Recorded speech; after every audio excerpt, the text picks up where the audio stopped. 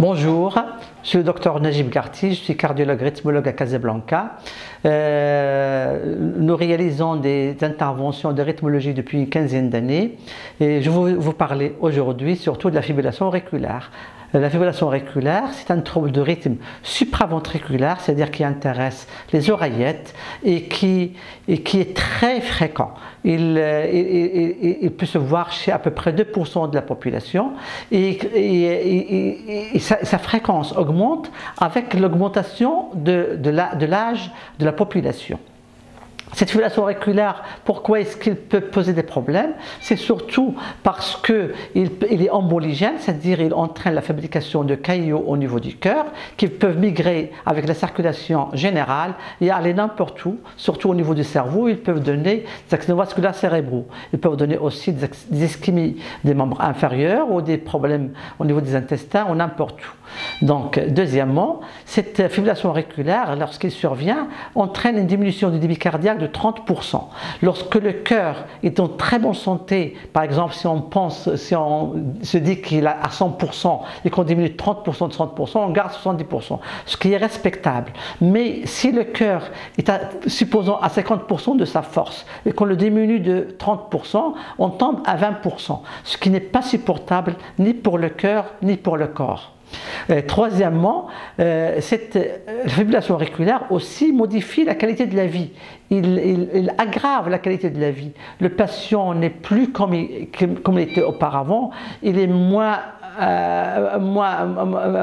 fort, ses activités usuelles deviennent difficiles et c'est pour ça qu'on doit les traiter. On doit d'abord les diagnostiquer et deuxièmement les traiter. Les diagnostiquer pour savoir qui sont les patients qui doivent recevoir les anticoagulants, les patients qui ont d'autres facteurs de risque, qui sont diabétiques, hypertendus et ont d'autres maladies, nécessitent un traitement anticoagulant obligatoire et les personnes âgées aussi. Et les autres patients doivent être seulement traités par antiarythmiques pour régulariser le rythme cardiaque. Mais depuis quelques années, est apparu des techniques nouvelles, depuis à peu près une dizaine d'années, est apparue la radiofréquence dans le traitement de la fibrillation auriculaire.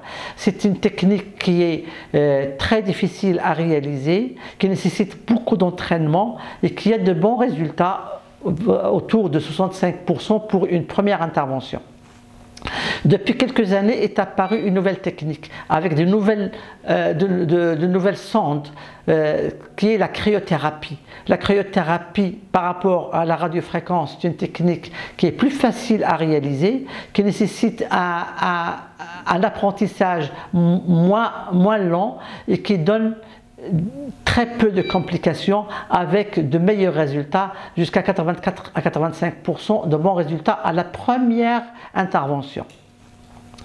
En dehors de la cryothérapie pour la fibrillation auriculaire, donc la cryothérapie peut être utilisée aussi pour d'autres interventions qui passent dans le circuit, passent à côté des voies de conduction normales pour ne pas les détruire les voies de conduction normales.